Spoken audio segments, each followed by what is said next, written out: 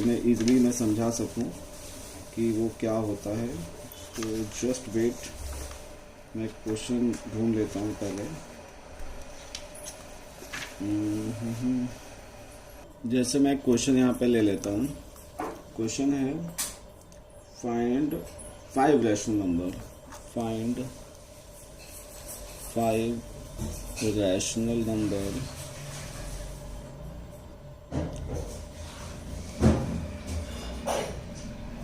between 2/5 and 3/4। ये बहुत important question है, ठीक है, अच्छे खासे मार्क्स में आता है एग्जाम में। तो फाइंड 5 रैशनल नंबर, बिल्कुल वैसे ही, बट आपकी बुक वाला थोड़ा सा आसान है, तो मैंने ये थोड़ा सा जिसमें प्रॉपर यूज़ हो सकते हैं कॉन्सेप्ट, वो मैंने चूज़ किया है। तो find 5 rational number between 2/5 and 3/4। तो इसमें हम लोग क्या करेंगे, सबसे पहले बहुत ध्यान से समझना कॉन्सेप्ट क्या है इसका, ठीक है। सबसे पहले हम लोग क्या करेंगे, जो भी हमें नंबर निकालना है उसको हम नोट कर लेंगे यहाँ पे, एंड 3/4 कर लिया। अब देखिए सबसे पहला स्टेप जो इसका होता है, उसमें हमें इन दोनों नंबर्स के हमें एलसीएम निकालना होता है, मतलब दोनों डिनोमिनेटर को सेम करना होता है, ठीक है। तो डिनोमिनेटर सेम करने का एक ही तरीका होता है एलसीएम निकालना, ठीक। तो हम एलसीएम निकाल लेते हैं। हमें एक्चुअली इन दोनों, ये भी रैशनल नंबर है, ये भी रैशनल नंबर है, इन दोनों के बीच में हमें 5 रैशनल नंबर चाहिए, ठीक। तो वो प्रोसीजर उसका यही है कि हम पहले इन दोनों के डिनोमिनेटर सेम करें, और डिनोमिनेटर सेम करने के लिए एलसीएम निकालना पड़ेगा। तो आप एलसीएम निकाल लो। तो LCM of 5 and 4 is 20। LCM आप नॉर्मल तरीके से भी निकाल सकते हैं, बट इसमें बहुत छोटा सा नंबर है, तो बस आप ऐसा नंबर ढूंढ लो जो जिन दोनों की टेबल में, मतलब जो जिनकी दोनों ही टेबल में एक कॉमन नंबर हो। तो देखिए 5 की टेबल में भी 20 आता है, 4 की टेबल में भी आता है, तो ऐसे जनरली आप एलसीएम निकाल सकते हैं, ठीक है। अब इस 5 को अगर हमें 20 बनाना है तो हमें 4 से मल्टीप्लाई करना पड़ेगा डिनोमिनेटर में। अच्छा, फ्रैक्शन की प्रॉपर्टी क्या होती है, अगर डिनोमिनेटर में हम किसी भी नंबर से मल्टीप्लाई करते हैं तो हमें न्यूमरेटर में भी करना पड़ेगा। नहीं करते हैं तो फिर फ्रैक्शन हमारा चेंज हो जाएगा और क्वेश्चन ही चेंज हो जाएगा। और इसको हम फिर 5 से करेंगे और इसको भी 5 से कर देंगे, ठीक है, सिर्फ ये 20 बनाने के लिए, क्योंकि 20 एक ऐसा नंबर है जो दोनों का कॉमन नंबर है। तो ये क्या होगा, 8/20, ये क्या हो जाएगा 15/20। तो देखिए इनके बीच में ऑलरेडी नंबर हमारे आ गए हैं, तो हम इसके बीच में नंबर लिख सकते हैं। तो क्या होगा 8/20, 9/20, 10/20, 11/20, 12/20, है ना। और ऐसे और भी हैं 13/20, बट हमें तो कितने चाहिए थे, 1 2 3 4 5, तो हमारे 5 आ गए। ऐसे डैश लगा के आप इसको लिख सकते हो, ठीक है। कभी कभी सपोज दैट यहाँ पे 8 होता और यहाँ पे 9 हो जाता, 8/20, 9/20, तब तो ये नहीं आता, है ना। फिर क्या करते हैं, तो उसका कॉन्सेप्ट ये है कि सपोज करिए यहाँ पे मैं इसको और कंटिन्यू ले जाता हूँ, ये यहाँ पे एक्चुअली सॉल्व हो गया है, ठीक। अगर मैं मान लेता हूँ कि अभी यहाँ 8/20 होता और यहाँ पे होता 9/20, अब आप कैसे करते हैं, क्योंकि भाई यहाँ पे तो 8 और 15 के बीच में नंबर हमें मिल गए तो हमने लिख लिए, बट अगर 8/20 एंड 9/20 होता तो इन दोनों के बीच में हमें नंबर नहीं मिलते। फिर क्या करते हैं, तो हम ये देखते हैं नंबर चाहिए कितने। तो इस क्वेश्चन की डिमांड थी 5 रैशनल नंबर, तो हम जो भी नंबर चाहिए होते हैं डिनोमिनेटर सेम होने के बाद उसको हम n काउंट कर लेते हैं। तो n मीन्स 5 रैशनल चाहिए, उसको हम n काउंट कर लेंगे, फिर हम n+1 निकालेंगे, तो ये हो जाएगा 5+1, दैट मीन्स 6। अब आपको क्या करना है, इस 6 नंबर से न्यूमरेटर और डिनोमिनेटर दोनों को आपको मल्टीप्लाई कर देना है, ठीक है, बोथ साइड। ये प्रोसेस तब अप्लाई करेंगे जब डिनोमिनेटर आपके सेम हो जाएंगे, और पहले तो सबसे पहले हमें डिनोमिनेटर सेम करना है। डिनोमिनेटर सेम करने के बाद अगर हमें नंबर मिल जाते हैं दोनों के बीच में तो हम डायरेक्ट लिख सकते हैं, नहीं मिलते हैं तो फिर हमें ये वाला स्टेप कंटिन्यू करना पड़ेगा। जितने भी हमें रैशनल नंबर चाहिए उनका n काउंट लेट कर लेंगे, फिर n+1 निकालेंगे, मतलब 1 ऐड कर देंगे उसमें 6, उस नंबर को हम इस पर मल्टीप्लाई और डिवाइड करेंगे, ठीक है। तो ये कितना आ जाएगा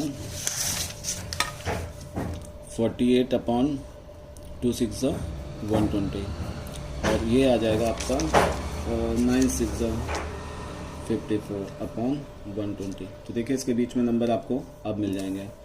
तो 48/120, 49/120, 50/120, 51/120, 52/120, 53/120, तो 1 2 3 4 5 हो गए 5।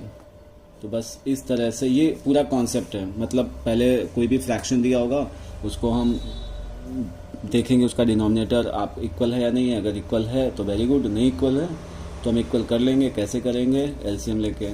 जब इक्वल हो जाएंगे फिर हम देखते हैं अगर उन दोनों के बीच में नंबर हमारे पास अवेलेबल हैं तो वहीं से लिख देंगे।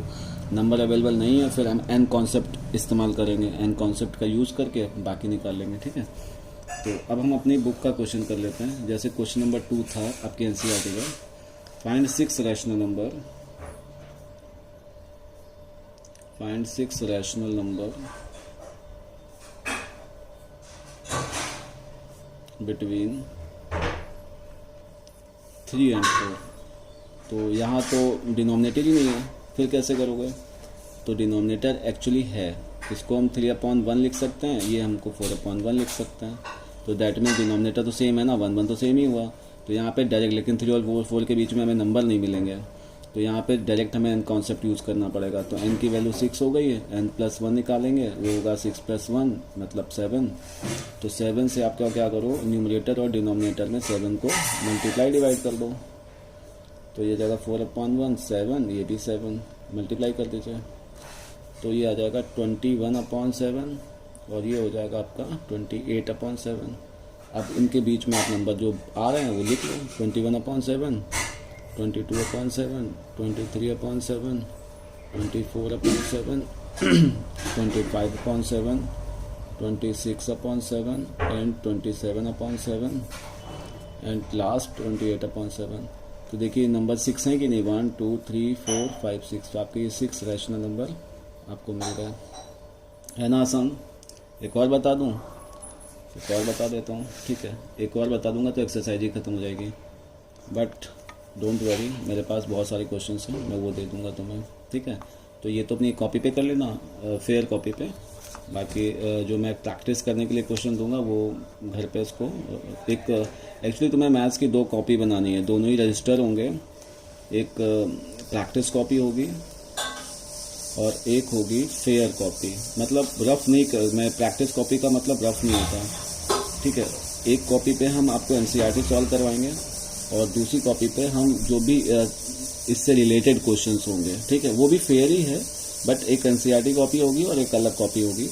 उस कॉपी में जितने भी क्वेश्चंस होंगे बाहर के या एनसीईआरटी के बाहर के क्वेश्चंस होंगे जो हमें चाहिए होंगे कि तुम्हें प्रैक्टिस करवाएं, वो प्रैक्टिस कॉपी पे करोगे और एनसीईआरटी कॉपी में सिर्फ एनसीईआरटी क्वेश्चंस करेंगे। ठीक है, तो ये जितनी भी एनसीईआरटी एक्सरसाइजेस है वो आपको एक कॉपी पे सॉल्व करना है। बाकी जितने भी क्वेश्चंस मैं अलग से प्रैक्टिस करने के लिए दूंगा वो आपको दूसरी कॉपी पे करना है, दोनों ही फेयर कॉपी पे होंगे। ठीक है, अच्छा, तो इस क्वेश्चन को ले लेते हैं, 3/5 एंड 4/5। तो वो इसी वजह से मैं ये क्वेश्चंस पहले मैंने नहीं बताया था, क्योंकि डिनोमिनेटर ऑलरेडी सेम है, तो तुम्हें एलसीएम वाला कॉन्सेप्ट रह जाता। जब कभी डिनोमिनेटर सेम नहीं होते फिर भी तुम उसको ऐसे ही करते तो गलत हो जाता। दैट्स वाई मैंने ये अभी वो फर्स्ट क्वेश्चन हमने ऐसा लिया था जिसमें डिनोमिनेटर सेम ना हो। तो यहाँ भी डिनोमिनेटर सेम है तो आधा काम हमारा आसान हो गया। सीधा हम एन क्वेश्चन जो एन वाला कॉन्सेप्ट है उस पर आ जाएंगे। यहाँ 5 नंबर चाहिए थे तो एन की वैल्यू 5 हो गई। n+1 = 5+1, that mean 6। 6 से मल्टीप्लाई डिवाइड कर लो तो आपका हो गया 6। तो ये आपका आ जाएगा 24/30।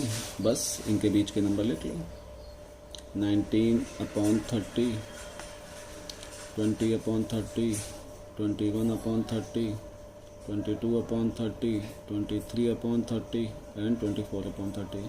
काउंट कर लो, 6 है क्या, सॉरी 5 है कि नहीं, 1 2 3 4 5, all numbers are there. Okay, बस ऐसे ही कर लेना। तो अभी मैं क्या कर रहा हूँ, ये वीडियो आराम से देखिएगा, ठीक है। उसके बाद हम क्या करेंगे, एक्सरसाइज आपकी 1.1 कंप्लीट कर लीजिएगा। फिर मैं इसके बाद आपको कुछ क्वेश्चन व्हाट्सएप करूँगा ग्रुप पे, तो फिर उसको आप प्रैक्टिस कॉपी पे सॉल्व कर लेना, ठीक है। आराम से करो, कोई बहुत ज़्यादा वैसा टेंशन लेने की ज़रूरत नहीं है। बहुत धीरे धीरे एक एक टॉपिक पढ़ाएंगे और करो। बाकी कोई प्रॉब्लम हो तो मुझे बताना, ठीक है। ओके बेटा।